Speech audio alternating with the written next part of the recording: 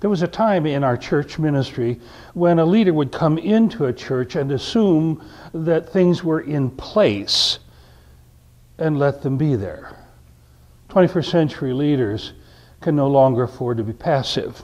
For example, if you had come into this space at St. Mark with me when I first arrived, you would have found card tables, dinged up card tables, and bags of things on top of them.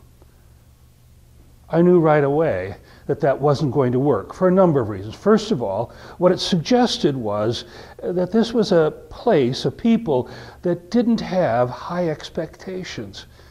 And so we could stack things and clutter and it would be okay. Secondly, it suggested that in fact, if you were a professional person, if you kept a nice, neat home, this is a place you would come into and not feel comfortable.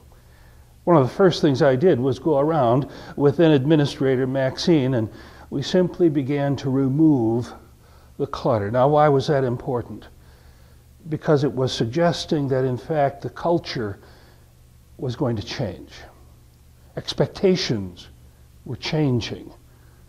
The incredible privilege you and I have in leadership in ministry is that we are culture co-creators with the Holy Spirit. The reality is that if our cultures in place in congregations were effective, the church wouldn't be in the difficulty it is. Culture needs to be recreated over time, and in the 21st century, leaders are tasked with being active culture co-creators with God of ministry. And when that happens, people discover that there's someone they're willing to follow. I didn't remove all the clutter. Pretty soon I began to notice that people were beginning to pick things up and simply move them to a place where they weren't quite so visible. Soon Mission Central stopped being the entryway of the church and became, well, in the fellowship hall further down the hallway here. What kind of culture would you like to create in your church? What kind of culture is in the church? What are the values that you believe your ministry ought to demonstrate? At St. Mark, some core values were already in place. Every church, every organization, every institution has core values. You know them by how people treat one another and behave. At St. Mark, those core values included community. They included a growing sense of discipleship and disciple-making as the task of ministry.